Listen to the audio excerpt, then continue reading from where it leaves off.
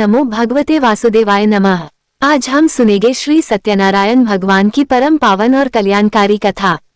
सनातन धर्म में भगवान विष्णु के अनेक दिव्य स्वरूपों का वर्णन मिलता है, किंतु श्री सत्यनारायण भगवान का स्वरूप भक्तों के लिए विशेष कृपा और मंगल का स्रोत माना गया है।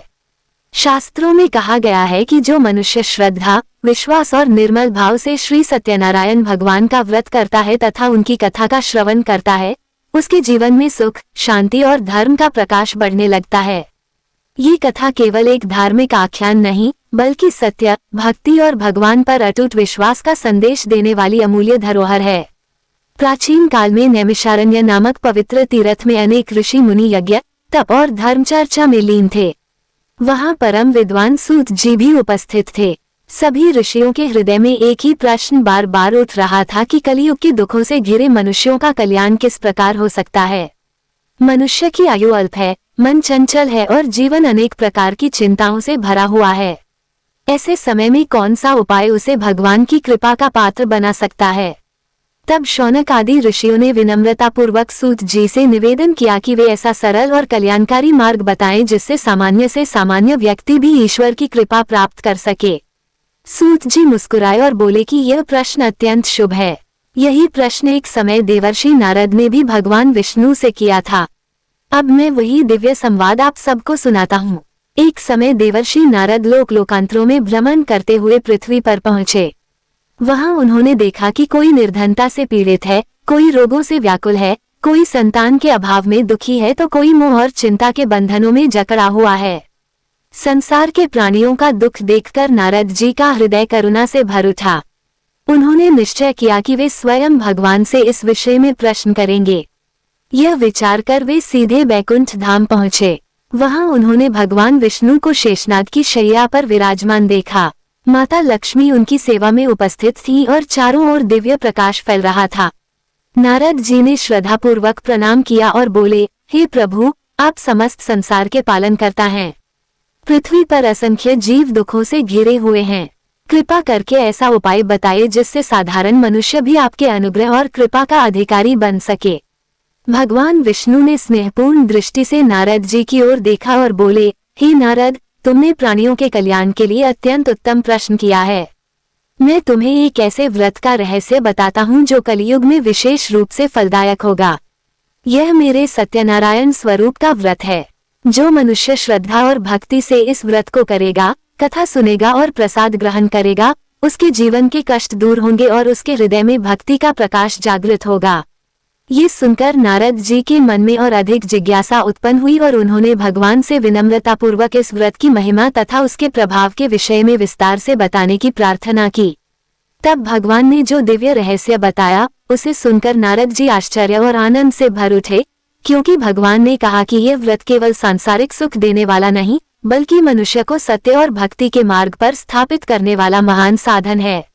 भगवान बोले, हे नारद, जो व्यक्ति शुद्ध मन से मेरा स्मरण करते हुए इस व्रत का पालन करता है, उसके जीवन में धीरे धीरे शुभ परिवर्तन होने लगते हैं। निर्धन को सहारा मिलता है, दुखी को धैर्य मिलता है और भटके हुए मन को सही दिशा प्राप्त होती है। इतना कहकर भगवान ने एक उदाहरण सुनाया। उन्होंने कहा कि प्राचीन समय में काशी नगरी में एक ब्राह्मण रहता था। वह अत्यंत निर्धन था। उसका जीवन बड़ी कठिनाई से व्यतीत होता था। कई बार उसे भरपेट भोजन भी नसीब नहीं होता था, फिर भी वह धर्म और सदाचार का मार्ग कभी नहीं छोड़ता था। वह ईश्वर का स्मरण करते हुए अपने दिन व्यतीत करता था। एक दिन वह अत्यंत व्याकुल मन से नगर में भिक्षा मांग रहा था। उसके हृदय की पीड़ा देखकर भगवान विष्णु को उस पर करुणा आ गई। भगवान एक वृद्ध ब्राह्मण का रूप धारण करके उसके सामने प्रकट हुए और स्नेहपूर्वक बोले, वत्स, तुम्हारे मुख पर इतना विषाद क्यों है। ब्राह्मण ने विनम्र स्वर में उत्तर दिया कि वह अत्यंत निर्धन है और जीवन के कष्टों से घिरा हुआ है। उसे कोई ऐसा उपाय दिखाई नहीं देता जिससे उसका जीवन सुधर सके। तब वृद्ध ब्राह्मण के रूप में भगवान ने उसे श्री सत्यनारायण व्रत की महिमा बताई और कहा कि यदि वह श्रद्धा से यह व्रत करेगा तो उसके जीवन का अंधकार दूर होने लगेगा। इतना कहकर वे अदृश्य हो गए। उस निर्धन ब्राह्मण को तुरंत अनुभव हुआ कि यह कोई साधारण पुरुष नहीं थे। उसके हृदय में भगवान के प्रति गहरी श्रद्धा जाग उठी। उसने उसी क्षण संकल्प कर लिया कि वह श्री सत्यनारायण भगवान का व्रत अवश्य करेगा। अगले दिन जब वह भिक्षा के लिए निकला तो उसे सामान्य दिनों की अपेक्षा अधिक प्राप्ति हुई। उसने उसे भगवान की कृपा मानकर आवश्यक सामग्री एकत्र की और अत्यंत श्रद्धा के साथ व्रत, पूजन और कथा का आयोजन किया। उसने भक्तिभाव से भगवान का स्मरण किया, कथा सुनी और प्रसाद वितरित किया। समय बीतने के साथ उसके जीवन में परिवर्तन दिखाई देने लगा। उसकी निर्धनता कम होने लगी, घर में शांति का वातावरण बनने लगा और सबसे बढ़कर उसका मन भगवान की भक्ति में रमने लगा। काशी नगरी के लोग ये देखकर आश्चर्यचकित थे कि जिस व्यक्ति का जीवन कभी अभावों से भरा हुआ था, उसके चेहरे पर अब संतोष और प्रसन्नता की चमक दिखाई देने लगी थी। धीरे धीरे श्री सत्यनारायण भगवान के व्रत की महिमा दूर दूर तक फैलने लगी। उसी समय एक साधारण लकड़हारा भी इस परिवर्तन का साक्षी बना। वो प्रतिदिन वन से लकड़ियां काटकर लाता और उन्हें बेचकर अपने परिवार का पालन करता था। उसका जीवन कठिन परिश्रम से भरा हुआ था। एक दिन संयोगवश वह उस ब्राह्मण के घर के पास से गुजरा। वहां उसने देखा कि भक्ति और श्रद्धा का अद्भुत वातावरण व्याप्त है। कथा सुनाई जा रही है, भगवान का पूजन हो रहा है और लोगों के चेहरों पर अलौकिक संतोष झलक रहा है।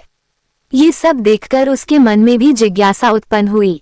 कथा समाप्त होने के बाद उसने विनम्रतापूर्वक उस ब्राह्मण से पूछा कि यह कौन सा व्रत है जिसके प्रभाव से उसके जीवन में इतना परिवर्तन आया है। तब ब्राह्मण ने प्रेमपूर्वक उसे श्री सत्यनारायण भगवान की महिमा सुनाई। ये सुनकर लकड़हारे के हृदय में भी श्रद्धा का दीप प्रज्वलित हो उठा और उसने मन ही मन एक संकल्प कर लिया कि यदि आज उसके श्रम का उचित फल मिला तो वह भी भगवान का व्रत अवश्य करेगा। इसके बाद वो वन की ओर चला गया और उस दिन जो हुआ उसने उसके जीवन की दिशा ही बदल दी, क्योंकि उस दिन भगवान की कृपा से उसकी लकड़ियां सामान्य दिनों की अपेक्षा कहीं अधिक मूल्य में बिक गईं। ये देखकर लकड़हारा आश्चर्य और आनंद से भर उठा। उसे तुरंत अपना संकल्प याद आया और उसने बिना देर किए व्रत के लिए आवश्यक सामग्री खरीदी। घर पहुंचकर उसने अपने परिवार के साथ अत्यंत श्रद्धा और विनम्रता से श्री सत्यनारायण भगवान का पूजन किया, कथा सुनी, प्रसाद वितरित किया और भगवान से केवल एक ही प्रार्थना की कि उसके हृदय में सदैव भक्ति बनी रहे। भगवान ने उसके सरल और निष्कपट भाव को स्वीकार किया। धीरे धीरे उसके जीवन की कठिनाइयां कम होने लगी, परिवार में सुख और संतोष का वातावरण स्थापित हो गया और उसका मन भगवान के चरणों में स्थिर होने लगा। भक्तों, यही इस कथा की सबसे बड़ी विशेषता है कि भगवान बाहरी वैभव नहीं देखते, वे केवल हृदय का भाव देखते हैं। जिस प्रकार निर्धन ब्राह्मण और साधारण लकड़हारे ने सच्ची श्रद्धा के बल पर भगवान की कृपा प्राप्त की, उसी प्रकार हर भक्त भगवान का प्रिय बन सकता है। उधर देवर्षि नारद भगवान विष्णु के श्रीमुख से यह अद्भुत महिमा सुन रहे थे। उनके मन में एक और प्रश्न उठा।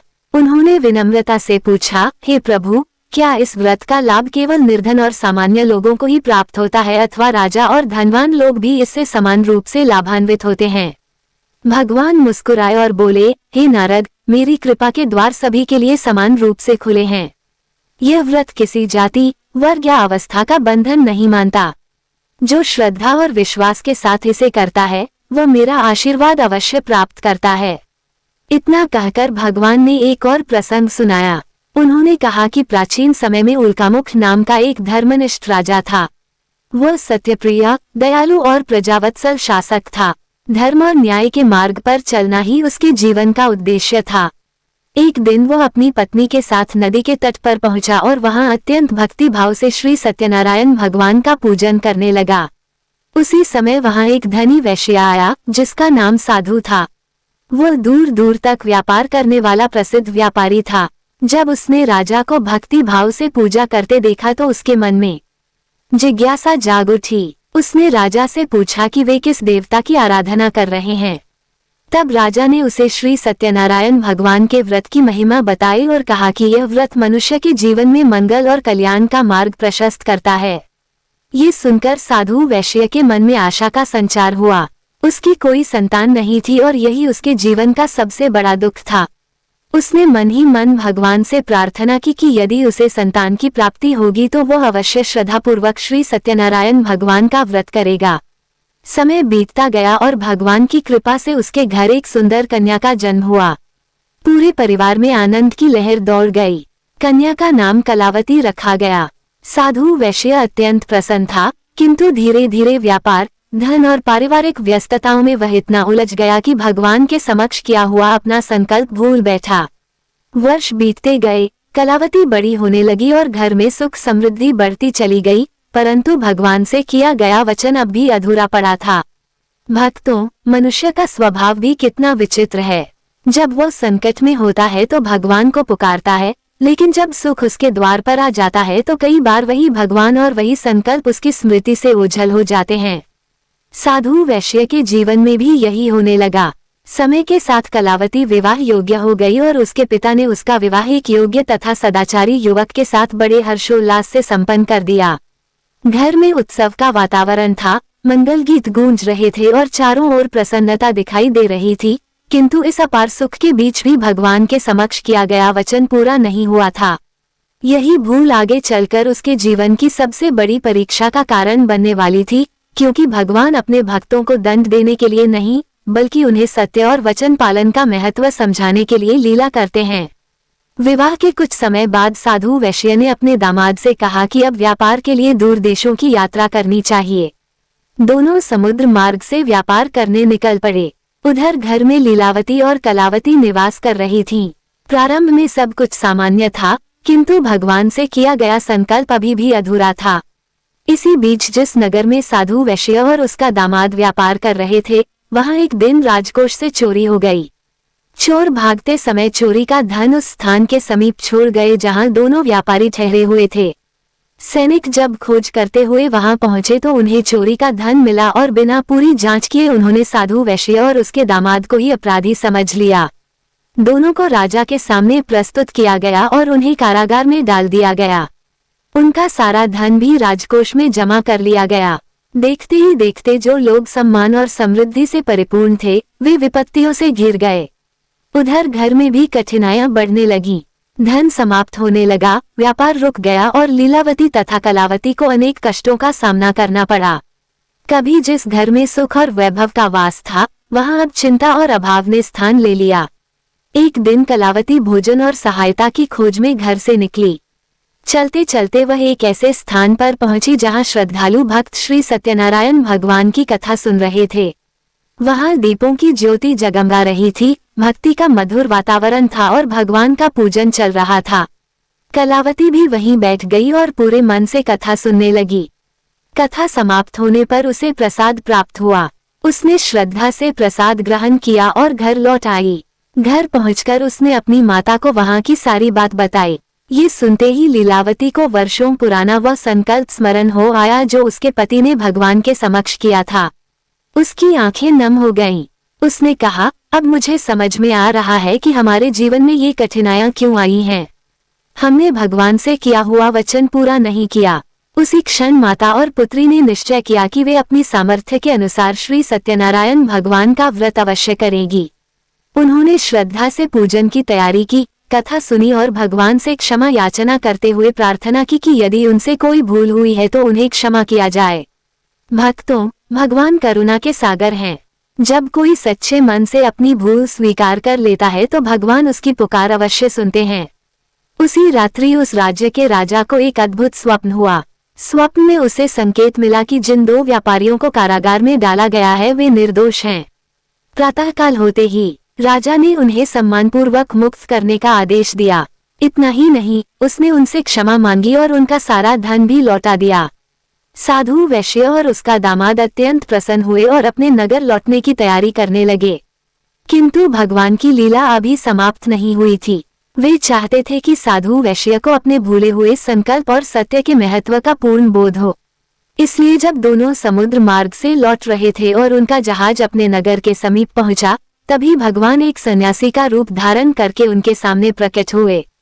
सन्यासी ने मुस्कुराकर साधु वैश्य से पूछा, हे वैश्य, तुम्हारे जहाज में क्या है? ये प्रश्न साधारण था, किंतु उसके भीतर एक गहरा रहस्य छिपा हुआ था।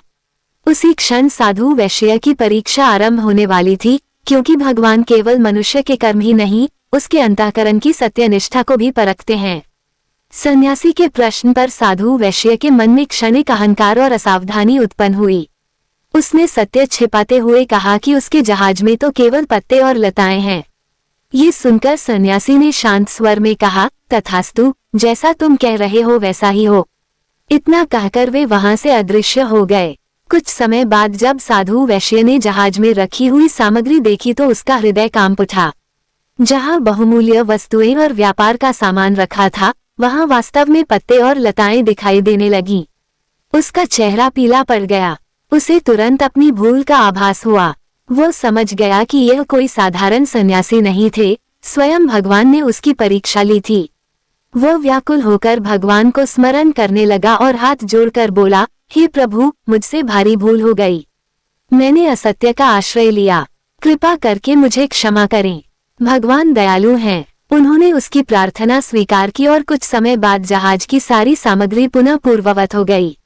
साधु वैश्य की आंखों से कृतज्ञता के आंसू बहने लगे। उसे समझ में आ गया कि सत्य ही भगवान तक पहुंचने का सबसे सरल मार्ग है। उधर नगर में लीलावती और कलावती को समाचार मिला कि साधु वैश्य और उसका दामाद सकुशल लौट रहे हैं। ये सुनकर उनके हृदय आनंद से भर उठे। उसी दिन उनके घर श्री सत्यनारायण भगवान का व्रत और पूजन भी हो रहा था। कथा का मधुर श्रवण चल रहा था और प्रसाद वितरित किया जा रहा था। जब कलावती को अपने पति के आगमन का समाचार मिला तो वह अत्यंत उत्साहित हो गई। पति से मिलने की अधीरता में वह इतनी जल्दी घर से निकली कि भगवान का प्रसाद ग्रहण करना ही भूल गई।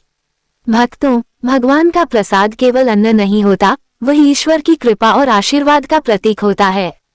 कलावती जैसे ही समुद्र तट की ओर बढ़ी, भगवान की अद्भुत लीला प्रकट हुई। अचानक जहाज उसकी दृष्टि से ओझल हो गया और उसे अपना पति कहीं दिखाई नहीं दिया। ये देखकर उसका हृदय व्याकुल हो उठा। उसकी आंखों से अश्रुधारा बहने लगी और वह विलाप करने लगी। तभी उसे स्मरण हुआ कि वह भगवान का प्रसाद ग्रहण किए बिना ही घर से चली आई थी। अपनी भूल का बोध होते ही वह तुरंत वापस लौटी, श्रद्धा से प्रसाद ग्रहण किया और भगवान से क्षमा याचना की। जैसे ही उसने विनम्र भाव से भगवान का स्मरण किया, उनकी कृपा पुनः प्रकट हुई। जहाज फिर से दिखाई देने लगा और उसका पति सकुशल उसके सामने उपस्थित हो गया।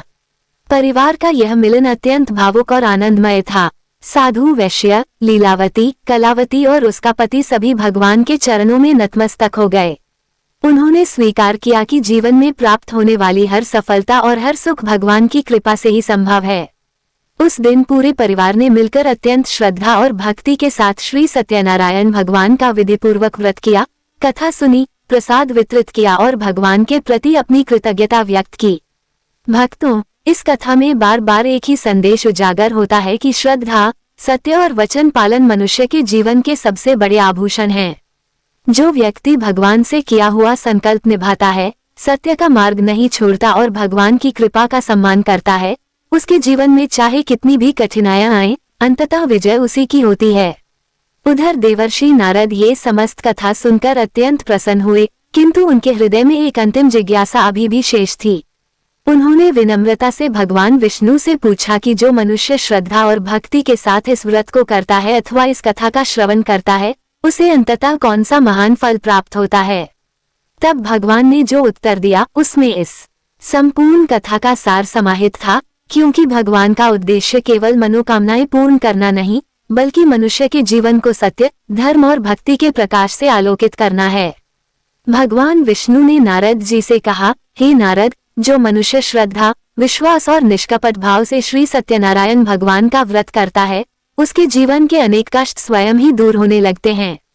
उसके घर में धर्म की वृद्धि होती है, मन में शांति का उदय होता है और उसके हृदय में भगवान के प्रति अटूट भक्ति जागृत होने लगती है। यह व्रत केवल बाहरी सुख संपत्ति प्राप्त करने का साधन नहीं, बल्कि आत्मा को ईश्वर से जोड़ने का पवित्र माध्यम है। भक्तों, यदि इस संपूर्ण कथा पर ध्यान दिया जाए तो इसमें बार बार 3 महान शिक्षाएं सामने आती हैं: सत्य, श्रद्धा और वचन पालन। निर्धन ब्राह्मण ने श्रद्धा रखी और भगवान की कृपा प्राप्त की। साधारण लकड़हारे ने विश्वास रखा और उसका जीवन बदल गया। साधु वैश्य ने संकल्प भुलाया तो कठिनाइयां आईं, किंतु जब उसने अपनी भूल स्वीकार कर ली तो भगवान ने उसे फिर से संभाल लिया। कलावती ने प्रसाद का महत्व समझा और भगवान की कृपा पुनः प्राप्त की। इन सभी प्रसंगों में एक ही संदेश छिपा है कि भगवान मनुष्य के बाहरी वैभव को नहीं देखते, वे उसके हृदय की सच्चाई और भाव को देखते हैं। भगवान ने आगे कहा, हे नारद, जो व्यक्ति पूर्णिमा, संक्रांति, एकादशी अथवा किसी भी शुभ अवसर पर श्रद्धा के साथ यह व्रत करता है, वो पुण्य का भागी बनता है। जो इस कथा का श्रवण करता है उसके जीवन में शुभ संस्कारों का संचार होता है। जो इस कथा का प्रचार करता है वह भी मेरे आशीर्वाद का अधिकारी बनता है। किंतु सबसे बड़ा फल यह है कि मनुष्य के भीतर सत्य के प्रति प्रेम और धर्म के प्रति निष्ठा जागृत होती है। यही इस कथा का वास्तविक सार है।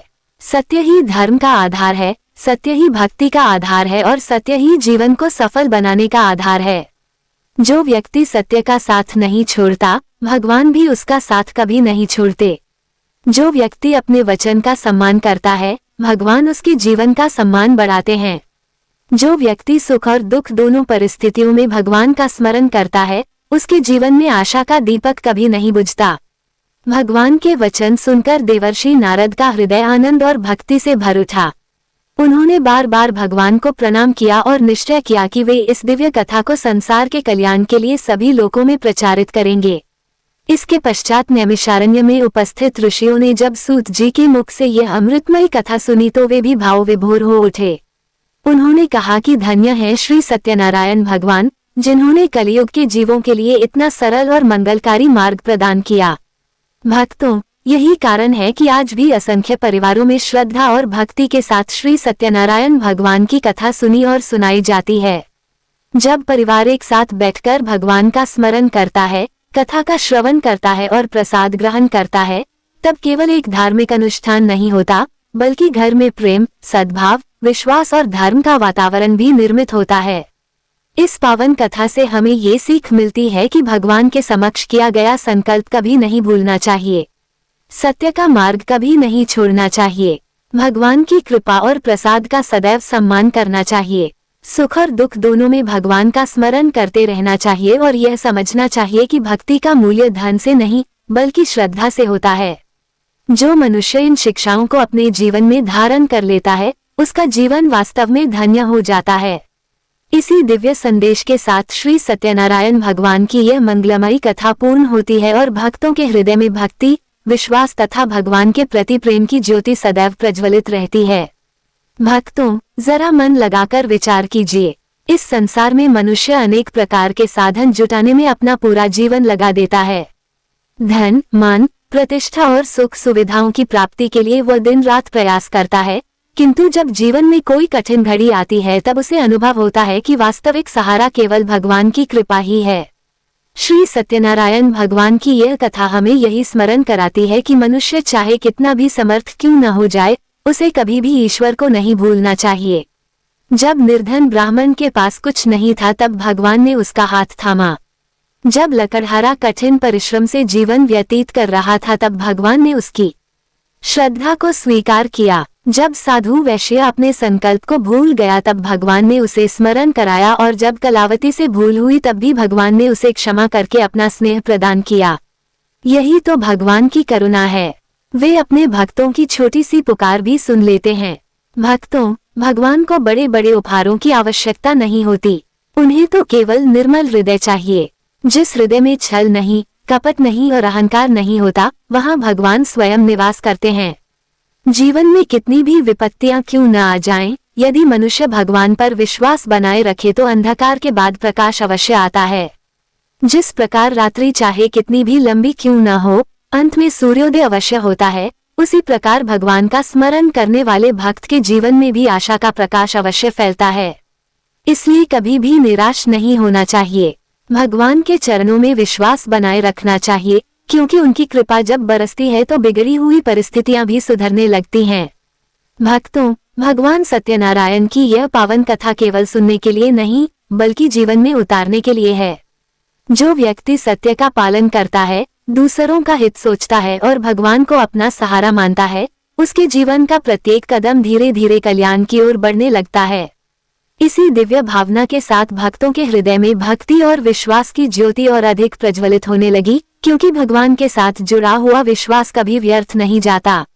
भक्तों, इस संसार में अनेक संबंध बनते और बिगड़ते रहते हैं, अनेक परिस्थितियां बदलती रहती हैं, समय भी सदा एक जैसा नहीं रहता, किंतु भगवान का प्रेम और उनकी कृपा सदैव अटल रहती है।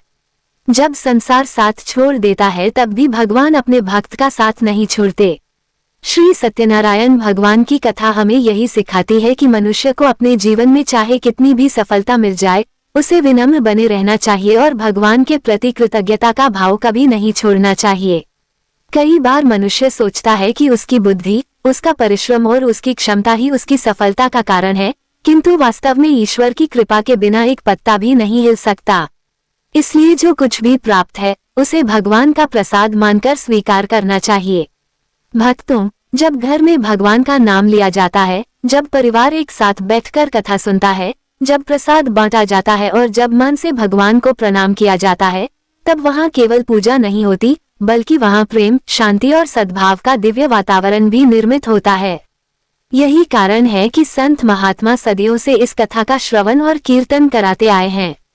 वे जानते हैं कि जहाँ भगवान की कथा होती है, वहाँ मन की अशांति दूर होती है और जीवन को नई दिशा मिलती है।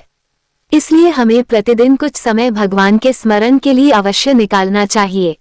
अपने जीवन के प्रत्येक सुख में उनका धन्यवाद करना चाहिए और प्रत्येक दुख में उनसे शक्ति मांगनी चाहिए। जो व्यक्ति ऐसा करता है, उसका हृदय धीरे धीरे निर्मल होने लगता है और उसे भगवान की कृपा का अनुभव होने लगता है।